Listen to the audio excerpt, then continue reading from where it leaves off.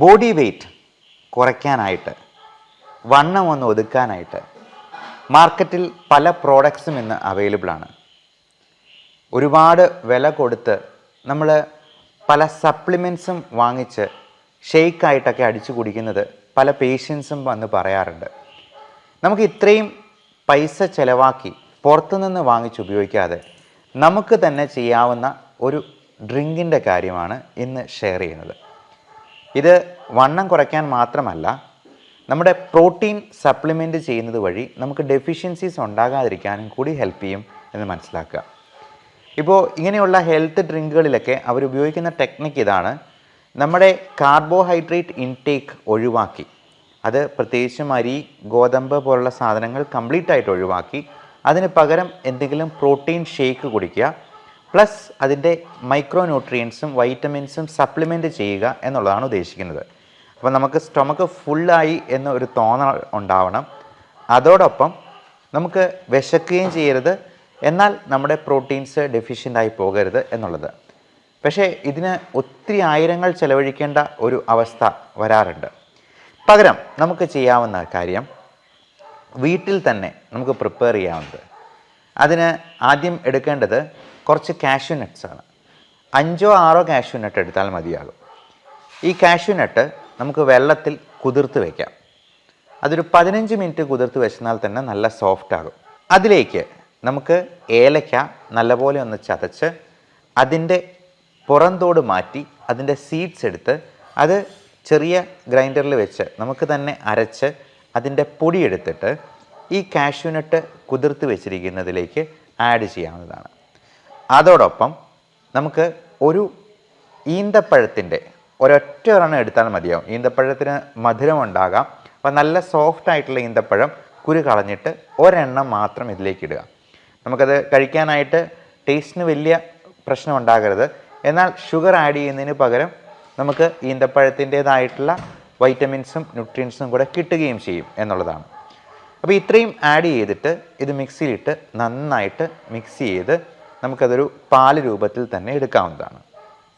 എന്നിട്ട് നമ്മൾ ഇതിനകത്ത് മെയിനായിട്ടും ഉപയോഗിക്കുന്നത് അധികം ഷുഗർ കണ്ടൻറ്റ് ഇല്ലാത്ത ഒരു ഫ്രൂട്ടാണ് നമ്മുടെ തണ്ണിമത്തൻ തന്നെ. തണ്ണിമത്തനിൽ നല്ലപോലെ ഫ്ലൂയിഡ് കണ്ടൻറ്റ് ഉണ്ട് എന്നുള്ളത് കൊണ്ട് അത് നമുക്കൊരു ഫുൾ ആയിട്ടുള്ള ഫീലിംഗ് തരും.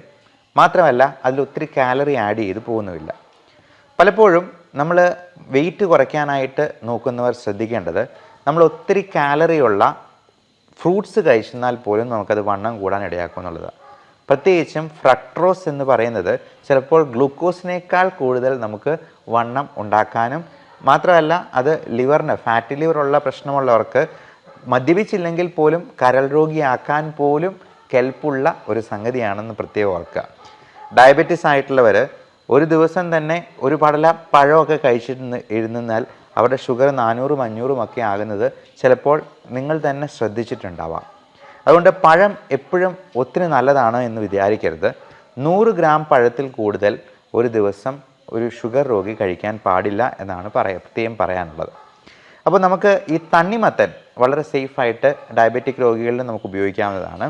ഇതിനകത്ത് ആകെയുള്ള ഒരു കാര്യം, നമ്മൾ ഡേറ്റ്സ് ഉപയോഗിക്കുമ്പോൾ ഒറ്റ ഒരു ഈന്തപ്പഴം ഇടാൻ പാടുള്ളൂ. മാത്രമല്ല കാഷ്യൂ നട്ട്സ് 5-6 എണ്ണം മാത്രം മാക്സിമം ഉപയോഗിക്കുക. അപ്പോൾ ഈ തണ്ണിമത്തൻ ക്യൂബ്സ് ആക്കി അത് കട്ട് ചെയ്തിട്ട് അത് ചെറിയ ചെറിയ ക്യൂബ്സ് ആക്കി ഒരു ഗ്ലാസ്സിലേക്ക് ഇടുക. എന്നിട്ട് നമ്മൾ ഈ മിക്സിയിലിട്ട് പാലാക്കിയ അതിലേക്ക് കുറച്ച് വാട്ടറും കൂടെ ആഡ് ചെയ്ത് ഒരു 1/4 കപ്പ് അല്ലെങ്കിൽ ഒരു 1/2 കപ്പ് വെള്ളം ആഡ് ചെയ്തിട്ട് നമുക്കിത് നല്ലപോലെ ഒന്ന് മിക്സ് ചെയ്തെടുക്കുക. എന്നിട്ട് ഈ ക്യൂബ്സിൻ്റെ പുറമെ ഇതും കൂടി ആഡ് ചെയ്യാം. നമുക്ക് ഇതിന് ഫ്ലേവർ കിട്ടാനായിട്ട് ഇതിൻ്റെ കൂടെ ഈ മിക്സിയിൽ ഇട്ട് ചെയ്യുമ്പോഴത്തേക്കും ഇതിന് കസ്കസും കൂടി ആഡ് ചെയ്യുന്നതിന് കുഴപ്പമില്ല. കസ്കസ് എന്ന് പറയുന്നത്, അല്ലെങ്കിൽ നമുക്ക് അത് പല പേരിൽ നമുക്ക് വിപണിയിൽ അവൈലബിൾ ആണ്, ബേസിൽ സീഡ്സ് എന്ന് പറയും. അപ്പോൾ ഇതും കൂടി ആഡ് ചെയ്ത് കഴിഞ്ഞാൽ നമുക്കതിനൊരു വേറൊരു ഫ്ലേവറും കൂടെ കിട്ടും എന്നുള്ളതാണ്. അപ്പോൾ ഈ കാഷ്യൂ മിൽക്ക് നമ്മൾ വെള്ളം ആഡ് ചെയ്ത് പ്രിപ്പയർ ചെയ്യുമ്പോഴത്തേക്കും അതിലേക്ക് കസ്കസും കൂടി ആഡ് ചെയ്യാവുന്നതാണ്. എന്നിട്ട് ഈ തണ്ണിമത്തൻ്റെ ക്യൂബ്സ് ഇട്ടതിലേക്ക് ഇതും കൂടി ഒഴിക്കുക. അപ്പോൾ നമുക്ക് തണുപ്പിച്ച് വേണമെങ്കിൽ അങ്ങനെ ചെയ്യാവുന്നതാണ്. ഇത് നമ്മൾ കുടിക്കേണ്ടത് രാത്രി ഡിന്നറിലേക്ക്, നമ്മൾ ഭക്ഷണം വൈകുന്നേരത്തേത് സ്കിപ്പ് ചെയ്തിട്ട് കുടിക്കുക എന്നുള്ളതാണ്. അതായത് വൈകുന്നേരം ഒരു 5 മണിക്ക് ശേഷം നമ്മൾ ഈ ഒരു ഡ്രിങ്ക് മാത്രം കുടിച്ച് ഒറ്റ ഗ്ലാസ് മാത്രം കുടിച്ചാൽ മതിയാവും. വേറെ ഒന്നും അതിൻ്റെ കൂടെ കാർബോഹൈഡ്രേറ്റ് ആയിട്ടൊന്നും കൊടുക്കാതിരിക്കുക, അധികം കാലറി അകത്തോട്ട് ചെല്ലാതിരിക്കുക എന്നുള്ളതാണ്. എന്നിട്ട് നമുക്ക് ഇൻ്റർമിറ്റൻറ്റ് ഫാസ്റ്റിംഗ് എന്ന ഒരു പ്രൊസീജിയറാണ് വണ്ണം കുറയ്ക്കാനായിട്ട് ഏറ്റവും അത്യാവശ്യമായിട്ട് ചെയ്യേണ്ടത്. ഞാൻ നേരത്തെ പറഞ്ഞ പോലെ തണ്ണിമത്തൻ്റെ ഐസ് ക്യൂബ്സ് ഇട്ടു, നമ്മൾ ഈ കാഷ്യൂ മിൽക്ക് ഒഴിച്ചു. അതിനെ ടോപ്പ് ചെയ്യാനായിട്ട് വേണമെങ്കിൽ നമുക്ക് തണ്ണിമത്തൻ്റെ ക്യൂബ്സ് കുറച്ചുകൂടി ഇടാം. അത് നല്ല കളർഫുള്ളായിട്ടിരിക്കും, നമുക്ക് നല്ല ഫുള്ളായിട്ടുള്ളൊരു ഫീലിംഗ് ഉണ്ടാകും. നല്ല വലിയ ഗ്ലാസ്സിൽ നമ്മളതെടുത്ത് കഴിച്ച് കഴിയുമ്പോഴത്തേക്കും തന്നെ വയറ് ഫുള്ളാകും. എന്നിട്ട് നമ്മൾ അതിന് ശേഷം 0 കാലറി ഡയറ്റായിരിക്കും. വെള്ളം കുടിക്കാം, എത്ര വേണമെങ്കിലും വെള്ളം കുടിക്കാം. മധുരമുള്ള ഒരു സംഗതി പോലും അതിനുശേഷം കഴിക്കാൻ പാടില്ല. കാർബോഹൈഡ്രേറ്റും ഒഴിവാക്കുക. നമ്മൾ ഇൻ്റർമിറ്റൻറ്റ് ഫാസ്റ്റിംഗ് എന്ന് പറയുന്നത് 16 മണിക്കൂറാണ്. അപ്പോൾ അത് പട്ടിണിയല്ല. നമ്മൾ ഒരു 14 മണിക്കൂർ ഫാസ്റ്റ് ചെയ്ത് കഴിഞ്ഞിട്ട് പിന്നെ ഉള്ള 2 മണിക്കൂർ നമ്മുടെ ഫാറ്റ് ഉരുകാനായിട്ട് തുടങ്ങും. അപ്പോൾ ഇത് ഒരു തവണ ഒറ്റ ദിവസം നമ്മൾ ഡിന്നർ സ്കിപ്പ് ചെയ്തെന്നാൽ തന്നെ നമുക്ക് ഒരാളുടെ ബോഡി വെയ്റ്റ് 200 ഗ്രാം കുറയ്ക്കാമെന്നുള്ളതാണ്. നിങ്ങൾക്ക് സംശയം ഉണ്ടെങ്കിൽ അത് ടെസ്റ്റ് ചെയ്ത് നോക്കാം. നമ്മൾ ഈ ഫാസ്റ്റിംഗ് നമ്മൾ റിലീജിയസ് ആയിട്ട് ഉപവസിക്കാറുണ്ട്. പലപ്പോഴും മുസ്ലിം സഹോദരങ്ങളാണെങ്കിലും ക്രിസ്ത്യൻസ് ആണെങ്കിലും ഒക്കെ നമ്മൾ ഒറ്റ നേരം മാത്രം ഭക്ഷണം കഴിക്കാറുണ്ട്. ഈ ഒരു ഫാസ്റ്റിംഗ് റിലീജിയസ് ആയിട്ടുള്ള രീതിയിൽ തന്നെ നമുക്ക് ഡിന്നർ സ്കിപ്പ് ചെയ്യുന്നതിനേക്ക് ഉപയോഗപ്പെടുത്താം. ഇപ്പോൾ നമ്മൾ പലപ്പോഴും അതൊരു ത്യാഗമായിട്ടാണ് ചെയ്യുക. വിശന്നിരിക്കുന്നവരുടെ ആ വിശപ്പിൻ്റെ ആ കാഠിന്യം മനസ്സിലാക്കാനൊക്കെയാണ് നമ്മൾ നോമ്പ് ആചരിക്കുക. അപ്പോൾ അതുപോലെ തന്നെ ഈ ഡിന്നർ സ്കിപ്പ് ചെയ്യാനായിട്ട് ഈ പറഞ്ഞ സങ്കേതങ്ങളെല്ലാം ഉപയോഗിക്കുക. 5 മണിക്ക് ശേഷം 16 മണിക്കൂർ നേരത്തേക്ക് ഫാസ്റ്റ് ചെയ്തിട്ട് രാവിലെ ബ്രേക്ക്ഫാസ്റ്റ് അല്പം നേരത്തെ കഴിക്കുന്നതിൽ തെറ്റില്ല. അതായത് 7 പ്ലസ് ബാക്കിയുള്ള 16 മണിക്കൂർ 9 മണിക്കൂറും കൂടെ കഴിഞ്ഞ് രാവിലെ 9 മണിക്കോ അല്ലെങ്കിൽ ഒരു 10 മണിക്കോ ബ്രേക്ക്ഫാസ്റ്റ് കഴിക്കുക. അതുവരെയും നമ്മൾ 0 കാലറിയിലായിരിക്കണം. ഒരു തരത്തിലുള്ള കാലറിയും നമുക്ക് ഉള്ളിൽ ചെല്ലാൻ പാടില്ല എന്ന് പ്രത്യേകം ഓർക്കുക. എന്നിട്ട് ബാക്കി ഈ 16 മണിക്കൂർ വിട്ടിട്ടുള്ള 8 മണിക്കൂർ സമയമുണ്ടല്ലോ, ആ 8 മണിക്കൂർ സമയത്ത് നമ്മൾ കഴിക്കുന്ന ഭക്ഷണത്തിലാണെങ്കിലും കാലറീസ് ഒരുപാട് കയറിപ്പോകാതെ നമ്മൾ നോക്കണം. പ്രത്യേകിച്ചും നമ്മുടെയൊക്കെ ഒരു സ്വഭാവ രീതി വെച്ചിട്ട് നമ്മുടെ സംസ്കാരത്തിൻ്റെ ഭാഗമാണ് ഈ ചോറെന്ന് പറയുന്നത്. നമ്മൾ ഒരു പ്ലേറ്റ് നിറച്ച് ചോറെടുക്കും, എന്നിട്ട് അതിൻ്റെ അറ്റത്ത് ഒരു ഇത്തിരി പൂരം കറി എടുത്ത് കഴിക്കും. ശരിക്കും അങ്ങനെയല്ല വേണ്ടത്. നമ്മൾ ഒരു പ്ലേറ്റ് എടുത്തെന്നാൽ അതിൻ്റെ 4/1 ഭാഗം മാത്രമേ കാർബോഹൈഡ്രേറ്റ്സ്, അരിയാഹാരമാണെങ്കിലും ചപ്പാത്തി ആണെങ്കിലും, നമ്മൾ ചോറ് മാറ്റി വെച്ചിട്ട് 5 ചപ്പാത്തി കഴിച്ചെന്നാൽ ഒരു കാര്യമില്ല. അപ്പോൾ 1/4 ഭാഗം മാത്രം കാർബോഹൈഡ്രേറ്റ്സ്, ബാക്കി ഒരു 1/4 ഭാഗം പ്രോട്ടീൻസ്. അത് പയറ് വർഗ്ഗത്തിൽപ്പെട്ട അല്ലെങ്കിൽ കടല അല്ലെങ്കിൽ മുട്ടയുടെ വെള്ളയാണ് നല്ലത്. അതുപോലെ ചിക്കൻ കറി വെച്ചത്, മീൻ കറി വെച്ചത്, ചെറുമീനുകളാണ് ഏറ്റവും നല്ലത്. അങ്ങനെ എന്തെങ്കിലും പ്രോട്ടീൻ ഉൾപ്പെടുത്താം. അതോടൊപ്പം ഒരു 1/4 ഭാഗത്തേക്ക് നമ്മൾ പച്ചക്കറികൾ, ഗ്രീൻ ലീഫി വെജിറ്റബിൾസ്, മറ്റൊരു 1/4 ഭാഗത്ത് ഫ്രൂട്ട്സ്. അത് അധികം മധുരമില്ലാത്ത, നേരത്തെ പറഞ്ഞ പോലെ ഇപ്പോൾ പേരയ്ക്ക പോലുള്ള തണ്ണിമത്തൻ പോലുള്ള ഫ്രൂട്ട്സ് നമുക്ക് ഉൾപ്പെടുത്താം. കുക്കുംബർ പോലുള്ള സാധനങ്ങൾ വെയിറ്റ് കുറയ്ക്കാൻ വളരെ നല്ലതാണ്. ക്യാരറ്റും ബീട്രൂട്ടും, കാര്യം അത് മണ്ണിൽ അടിയിൽ വളരുന്നതാണെങ്കിലും നമുക്ക് ക്യാരറ്റും ബീട്രൂട്ടും കാലറി കുറഞ്ഞ ഭക്ഷണം തന്നെയാണ്. അതോടൊപ്പം നമുക്ക് ഈ ഭക്ഷണം കഴിക്കുന്നതിന് തൊട്ട് മുമ്പ് മരുന്ന് പോലെ കഴിക്കേണ്ട ചില സാധനങ്ങളുണ്ട്. നമ്മൾ പറയും 3 ഗ്ലാസ് വെള്ളം കുടിക്കണമെന്ന്. നല്ലപോലെ വെള്ളം കുടിച്ചാൽ തന്നെ നമുക്ക് ഇടയ്ക്ക് ഭക്ഷണം കഴിക്കാനായിട്ട് ഒരു വിശപ്പ് വരുമ്പോഴത്തേക്കും, ഒരു ആനലുണ്ടാകുമ്പോഴത്തേക്കും നമ്മളൊരു 3 ഗ്ലാസ് വെള്ളം കുടിക്കുമ്പോൾ തന്നെ ആ വിശപ്പ് അങ്ങ് അടങ്ങും. കാര്യം നമ്മുടെ ഹങ്കർ സിഗ്നൽസ് നമ്മുടെ വയറിൽ നിന്നും ഹൈപ്പോതലാമസിലേക്ക് പോയിട്ടാണ് നമുക്ക് ഹങ്കർ സിഗ്നൽ കിട്ടുക. അപ്പോൾ ഈ ഹങ്കർ സിഗ്നലിനെ നമുക്കൊന്ന് സപ്രസ് ചെയ്യാനായിട്ട് വെള്ളം കൊടുത്തെന്നാൽ തന്നെ മതിയാവും. നമ്മൾ ആ സമയത്ത് ചായയോ കാപ്പിയോ, ഈ ചായയും കാപ്പിയും കുടിച്ച് തന്നെയാണ് നമുക്ക് ഒത്തിരി കാലറി ഉള്ളിലോട്ട് പോകുന്നത്. പകരം നല്ല ശുദ്ധ വെള്ളം കുടിക്കുക. അതോടൊപ്പം അധികം കാലറി ഇല്ലാത്ത ഫ്രൂട്ട്സ് എന്തെങ്കിലും കഴിക്കുക. എന്നിട്ട് ഇത്രയും കഴിച്ച് വിശപ്പൊന്ന് അടങ്ങിയതിന് ശേഷം മാത്രമേ നമ്മൾ മെയിൻ കോഴ്സ്, അത് കാർബോഹൈഡ്രേറ്റ് ആണെങ്കിലും പ്രോട്ടീൻ ആണെങ്കിലും കൂടുതൽ കഴിക്കാൻ പാടുള്ളൂ. എന്നിട്ട് ഇതിനോടൊപ്പം നമുക്ക് കുഞ്ഞു കുഞ്ഞ് എക്സസൈസായിട്ട് പലതുള്ളി പെരുവെള്ളം എന്ന കോൺസെപ്റ്റ് പരമാവധി ഉപയോഗിക്കാം. നമുക്ക് നമ്മുടെ ജോലികൾ തന്നെ പരമാവധി എനർജി സ്പെൻഡ് ചെയ്യുന്ന രീതിയിൽ ചെയ്യുക. അപ്പോൾ നമ്മൾ ഇപ്പം ഡോക്ടർമാരാകുമ്പോഴത്തേക്കും ഞാൻ ഒരു 50 പേഷ്യൻറ്റിനെ നോക്കുന്നുണ്ടെങ്കിൽ 50 പേരെ എഴുന്നേറ്റ് നിന്ന് അവരെ ഓസ്കൾട്ടേറ്റ് ചെയ്ത് നോക്കുക എന്നുള്ളതാണ്. അതുകൊണ്ട് 3 ഗുണങ്ങളുണ്ട്. ഒന്ന്, എനിക്ക് അത്രയും എനർജി കൺസ്യൂം ചെയ്യാൻ പറ്റും, കാലറി ബേൺ ചെയ്യാൻ പറ്റും. 2, പേഷ്യൻറ്റിനെ നന്നായിട്ട് നോക്കി എന്ന് അവർക്ക് ഒരു സംതൃപ്തി ഉണ്ടാവും. നന്നായി നോക്കി എന്നുള്ള സംതൃപ്തി എനിക്കും എൻ്റെ ജോലി ഭംഗിയായി ചെയ്തു എന്ന് എനിക്കും തോന്നും.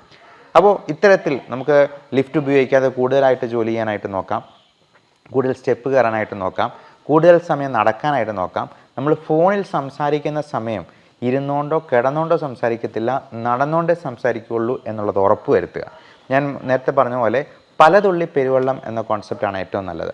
നമ്മൾ ജിമ്മിലൊക്കെ പോയി 1 മണിക്കൂർ 2 മണിക്കൂർ എന്നൊക്കെ ആ ആരംഭശൂരത്വം കഴിയുമ്പോഴത്തേക്കും നമ്മളതൊക്കെ നിർത്തി വെച്ചിട്ട് വീണ്ടും പഴയപടി മൂടി പുതച്ച് കിടന്നുറങ്ങുന്ന ഒരു സ്ഥിതിവിശേഷത്തിലേക്ക് പോകാനിടയുണ്ട്. അതുകൊണ്ട് നമുക്ക് പതുക്കെ തുടങ്ങുക. Slow and steady wins the race എന്ന പ്രൊവർബ് ഓർക്കുക.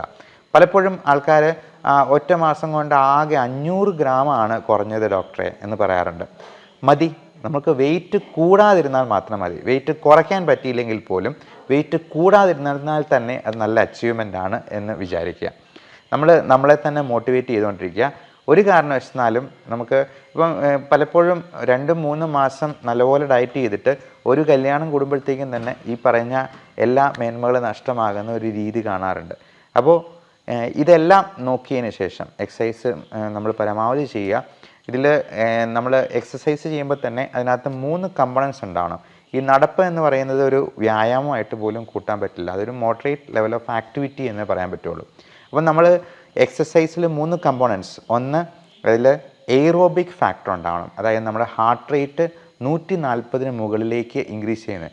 അത് നല്ല സ്പീഡിലൊന്ന് ഓടുകയോ സ്പീഡിൽ സ്റ്റെപ്പ് കയറുകയോ അതല്ലെങ്കിൽ ജമ്പിങ് ജാക്സ് നമുക്ക് തന്നെ ഒരു 100-200 പ്രാവശ്യം അവിടെ നിന്ന് ചാടുകയോ ചെയ്തെന്നാൽ അത് സാധ്യമാവുന്നതാണ്. 2, ഇതിന് ഒരു സ്ട്രെച്ചിങ് ഫാക്ടർ ഉണ്ടാവണം.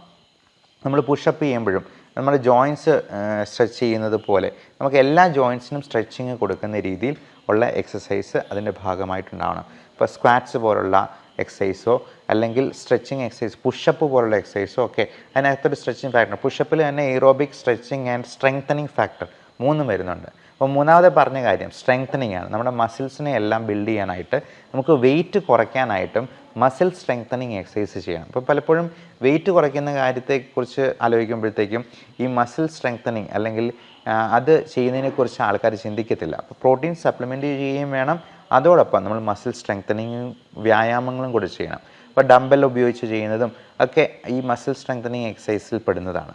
അപ്പോൾ ഇങ്ങനെയെല്ലാം നോക്കി നമ്മൾ കൃത്യമായിട്ടുള്ള ഒരു സ്ലോ ആൻഡ് സ്റ്റഡി ആയിട്ട് നമുക്ക് വെയിറ്റ് കുറച്ചാൽ മതി.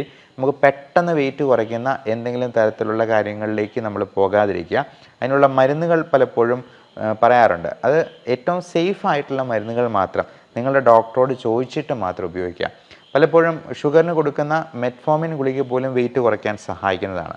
അതോടൊപ്പം നമ്മൾ പലപ്പോഴും ഈ ഡിപ്രഷൻ, ആങ്സൈറ്റി പോലുള്ള പ്രശ്നങ്ങളുണ്ടെന്നുണ്ടെങ്കിൽ അതിന് കൊടുക്കുന്ന മരുന്ന് അല്പം ഉറക്കം കൂടി ഉണ്ടാക്കും. അപ്പോൾ നമ്മൾ ഒരു കാര്യം പ്രത്യേകം ശ്രദ്ധിക്കേണ്ടത്, നമ്മൾ രാത്രി എത്ര വൈകി ഉറങ്ങാൻ കിടക്കുന്നോ അത്രയും നമ്മൾ അടുക്കളയിൽ കയറി എന്തെങ്കിലും കഴിക്കാനുള്ള ടെൻഡൻസി വളരെ കൂടുതലാണ്. അത് മിക്കവാറും മധുരപലഹാരങ്ങളോ കാലറി കൂടി എന്തെങ്കിലും ആയിരിക്കാൻ ചാൻസ് ഉണ്ട്. അതുകൊണ്ട് എത്രയും നേരത്തെ കിടന്നുറങ്ങുക. ഒരു 8 മണി 9 മണി ആകുമ്പോഴത്തേക്കും കിടന്നുറങ്ങിയെന്നാലും ഒരു കുഴപ്പമില്ല. അതിന് നേരത്തെ കിടന്നുറങ്ങാനായിട്ട് ആ രീതിയിൽ മരുന്നുകൾ നമുക്ക് മോഡിഫൈ ചെയ്യാവുന്നതാണ്. അതോടൊപ്പം ഈ വെയിറ്റ് കുറയ്ക്കാനുള്ള വളരെ നല്ല മരുന്ന് ഇപ്പം മോഡേൺ മെഡിസിനിൽ തന്നെയുണ്ട്. അത് പലതരത്തിൽ ആക്ട് ചെയ്യുന്നതുണ്ട്. നമ്മുടെ ഫൈബർ കണ്ടൻറ്റ് കൂട്ടുന്ന രീതിയിലുള്ള ആൽഫ സൈക്ലോഡെക്സ്ട്രിൻ എന്ന് പറയുന്ന മരുന്നുകളുണ്ട്. അതുപോലെ നമ്മുടെ ഫാറ്റ് അത് അബ്സോർബ് ചെയ്ത് പോകാതെ ഇൻറ്റസ്റ്റിനിലൂടെ അത് മലത്തിൻ്റെ കൂടെ തന്നെ പോകുന്ന രീതിയിലുള്ള ഫാറ്റ് കില്ലിംഗ് ആയിട്ടുള്ള മെഡിസിൻസ് ഉണ്ട്. അപ്പോൾ ഇത്തരത്തിലുള്ള കാര്യങ്ങളെക്കുറിച്ച് നിങ്ങളുടെ ഡോക്ടറോട് ചോദിച്ച് മനസ്സിലാക്കുക. അത്യാവശ്യമെങ്കിൽ അങ്ങനെയുള്ള കാര്യങ്ങൾ നോക്കുക. അപ്പോൾ വെയിറ്റ് കുറയ്ക്കുക എന്ന് പറയുന്നത് പല അസുഖങ്ങൾക്കും ഒരു ഒറ്റമൂലിയായിട്ട് കണക്ക് കൂട്ടാം. Diabetes, hyper tension, cholesterol, fatty liver എന്ന് വേണ്ട മുട്ടുവേദന, കാലുവേദന പോലുള്ള പ്രശ്നങ്ങൾക്ക് പോലും അതൊരു നല്ല പ്രതിവിധിയാണ്. അത് ഏറ്റവും ഭംഗിയായിട്ട് ചെയ്യാനും അത് വളരെ പതുക്കെയാണെങ്കിലും സ്ലോ ആയിട്ടാണെങ്കിലും അതിന് റിസൾട്ട് കിട്ടുമോ എന്നുള്ളത് നോക്കുക. കാരണം വെയിറ്റ് കുറയ്ക്കേണ്ടത് വളരെ വളരെ അത്യാവശ്യമാണ് ഇന്നത്തെ ഈ ജീവിതശൈലി രോഗങ്ങളുടെ കാലത്ത്. Thank you.